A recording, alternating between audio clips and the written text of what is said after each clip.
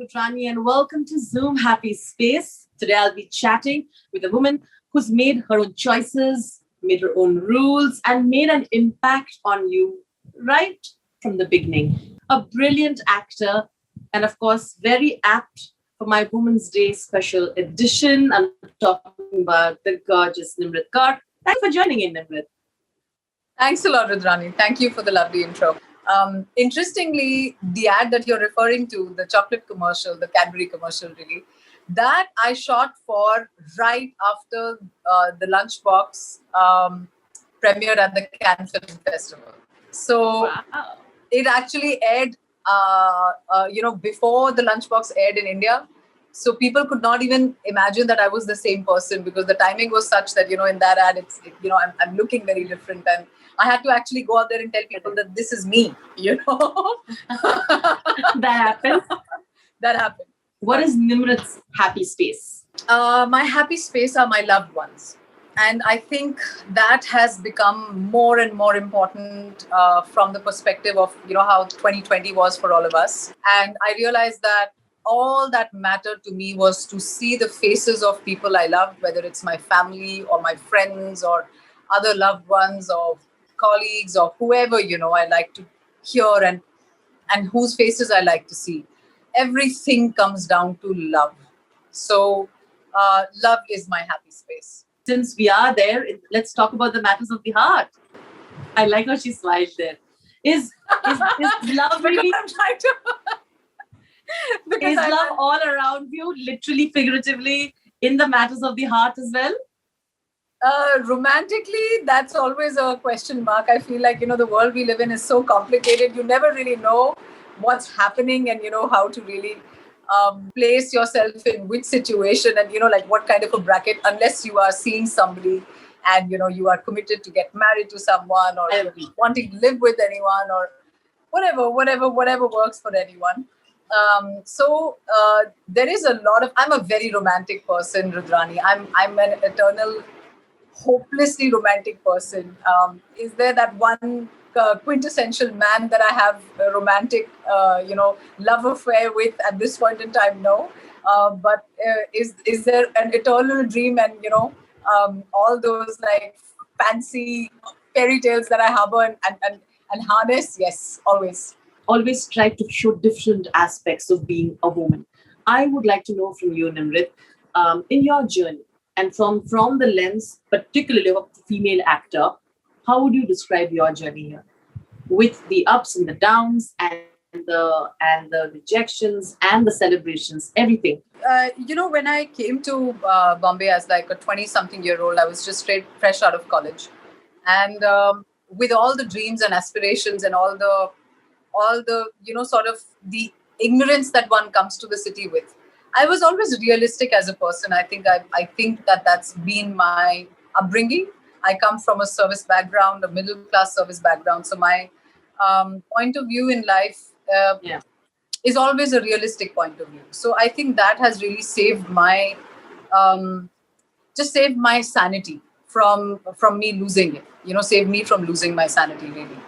And were things difficult in the beginning? Absolutely. They were very difficult. And from the point of view that, you don't have your family, you don't have your comfort zone, you don't have your friends, you're just here, you're taking autos and buses and trains and you're trying to figure the lay of the land. But that was the one thing I realized after maybe about a week of being here, that I knew that I belonged here. I knew that this city was it for me. It was really nothing that I can explain beyond the fact that it was a voice I could hear all the time that, you're fine here. It'll be hard, but you'll be fine. And sure enough, I spent about 3 months, giving my portfolio pictures around to production houses. And interestingly, I have to drop this here because I really love her so much as a person. Vidya Balan was such a champion. What a great girl she is. And I bumped into her at Dada Pradeep Sarkar sir's his office at the time, and she was just sitting there, and I was a fan of all the music videos she'd done at the time, Euphoria music videos. I don't know if you remember, but I used to watch them. Of course. And I was in college, and I used to be like, "That's the kind of work I want to do." And you're just trying to figure out who's doing what, and I had to start from scratch. And I actually met Vidya One day I bumped into her at the office, and she said I think she could see that that headless chicken vibe on my face, and she was like, "Are you fine? Where are you from?" So I told her, I said, "I'm from Delhi," and she said, "Do you know anybody here?" So I said, "No." And she said, "Listen, you come and meet me, okay? I'll be shooting in such and such place." I remember I met her at Banganga because they were shooting something there, and she was assisting Dada at the time. Little did I know that, she was kind of prepping for Parinita at the time. So she gave me all these numbers of all the coordinators and all the people, like all the casting directors, whoever I could meet at the time. And I'll always be so grateful to her for that. I can't tire of the toughest stories are, for me, where I would walk into audition rooms and I would not know, how to hold a slate and, with your name and your number and your height. And, some people would be staring at you in strange ways. And you could hear that there were murmurs in the room about, nay, she's too short, or she's like not fair enough, or she's any kind of objectifying kind of comments, which don't belong anywhere in any part of the world. Nobody should say that about anyone. So those were the heartbreaks, and those were the difficulties that one had to always overcome. I was even one time I was offered like a TV serial which I did not want to do for whatever reasons at the time.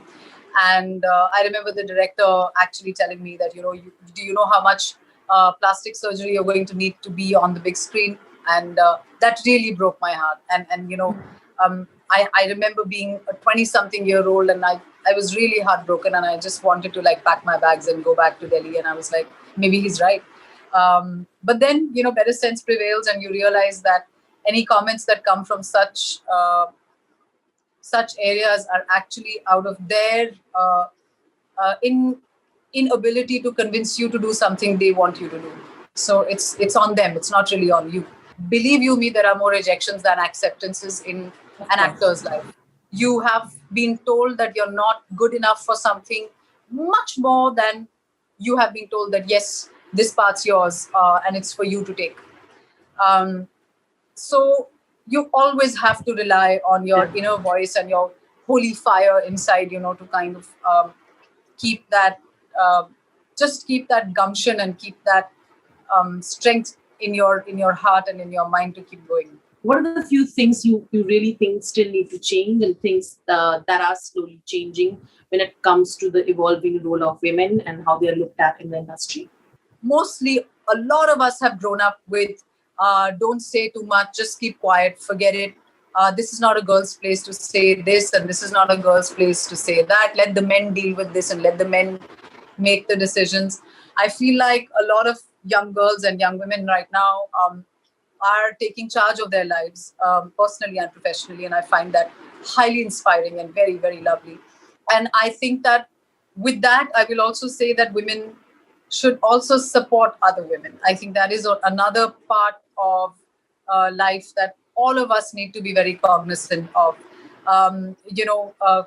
Competition and having that sense of one-upmanship really doesn't get anyone anywhere.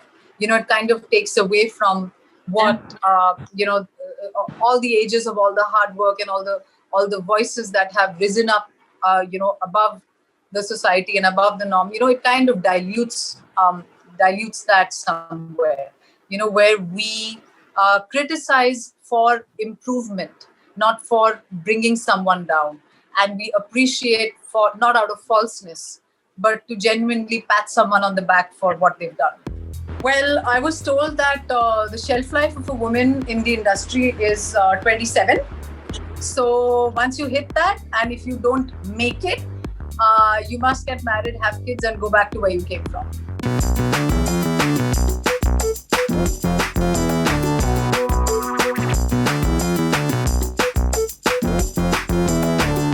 The second segment is a bunch of fun questions. Nimrat, are you ready? I am ready. What are the most embarrassing nicknames that you have received till now? My nickname at home, I'm called Nimbu. So I quite love that. But I've sometimes realized that people, and so I sometimes, when people from my past, they show up and they call me Nimbu. There are reactions and they're like, "That's your name?" So I'm like, "Yes," and it's fine. And I think it was in jest, but I did get to know that I was once called Lady Amir Khan because I apparently take a little while to decide things, and I'm a little bit of like I take, so that for me was very embarrassing. I said, this is I don't know how to react to it. It was just very funny. Yeah, I don't know. I was like, I'm trying to. I really hope this is a compliment because I'm a huge fan, and if I'm called by that name, then surely there's got to be some similarity that someone sees somewhere. And I was like, how exciting. What's been the most ridiculous thing people have asked you to do in an audition? Once I was auditioning for some ad or something like that, and I was asked to make sounds as if I'm drowning. And I was like, if I'm drowning, then how will you hear my voice? I'm underwater, right? So they didn't know what I was like, what am I? They said, nahi, aap kuch to karke batao. Blah, blah, blah, blah. I said, blah, blah, blah, blah. I said, ये सब कहाँ होता है? ऐसा आप कभी डूबे हो? आपने कभी try किया डूब? So, what are the weird advices that you received, which you obviously did not take, and now when you look back at it, you find it really funny? Well, I was told that the shelf life of a woman in the industry is 27.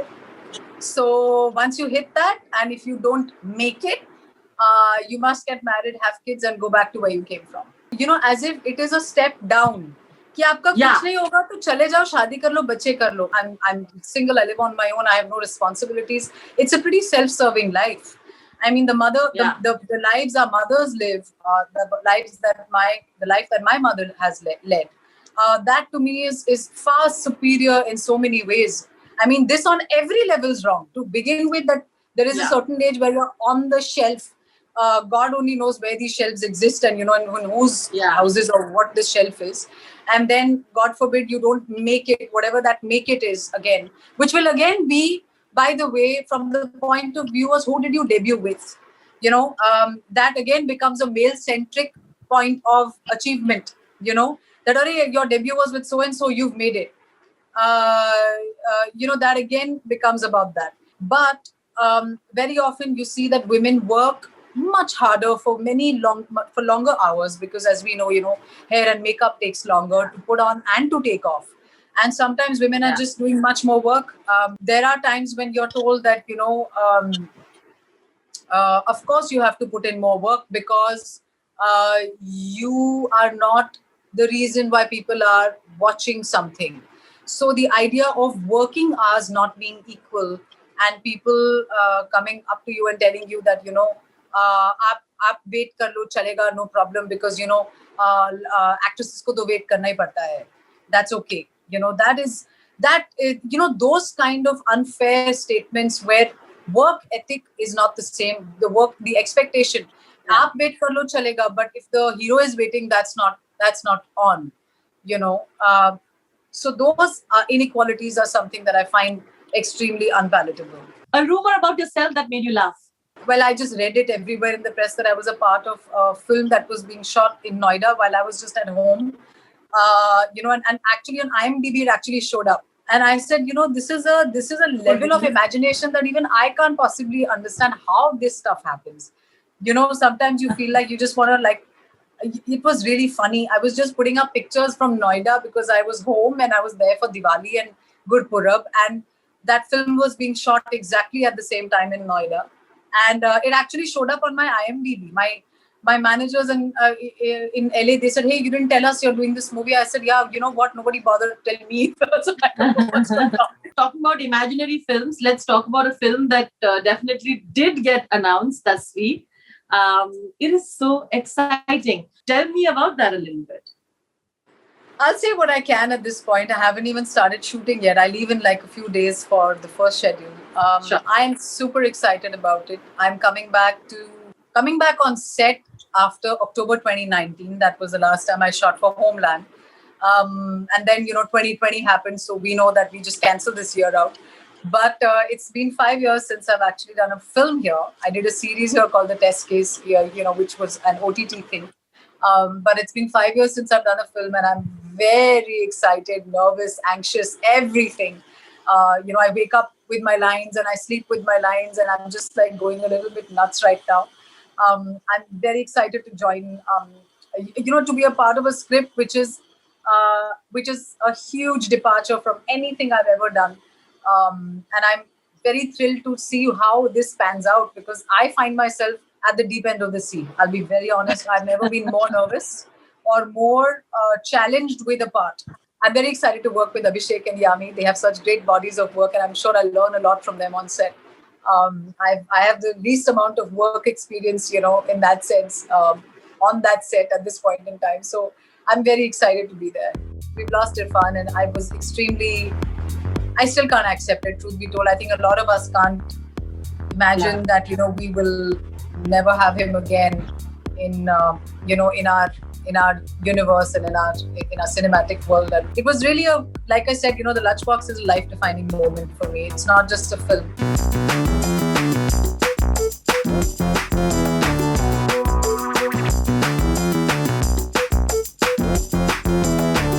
The third and the last segment, kind of my favorite segment, because I will show you some pictures and you need to tell me the story behind the picture and the emotion, and the quirky story always sort of adds to the fun. Are you ready? I'm ready. Yes, right. So this was the poster. This was one of the posters of the Lunchbox. And have I just put this up? This is a 7-year thing, right? This would have been last September. Yeah, so we've lost Irfan, and I still can't accept it, truth be told. I think a lot of us can't imagine that, we will never have him again in in our universe and in our cinematic world. And it was really like I said, the Lunchbox is a life-defining moment for me. It's not just a film.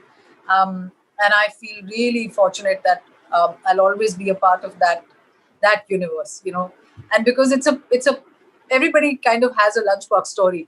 Everyone, they either tell me that, we were so hungry that we had to go and have a meal after that. We saw it here, or this I've seen it 10 times, or I don't know. It's something that's very close to my heart, and I think this is a post I put out of a lot of that sentiment. Family comes first. Yeah, this was Diwali. This was this trip when I was apparently shooting for that film, which I told you about. But this was my Diwali trip, and I had met my family after the lockdown. So I was so starved for their love and the hugs and just like being around them. My folks and my sister, my nani, and my sister had actually driven down from Bangalore with her dog. So I was just so happy to be there. I love this still, by the way. It's just like, thank you. In other words, the beginning of the certain and fine and yeah, this is with Mandy Patinkin, who plays Saul Berenson in the show. And he's an actor par excellence. I mean, honestly, my first scene, a lot of my work in season 8 was with him. And this was actually the very first day of my shoot. And it was a really serious scene where I'm putting him in his place.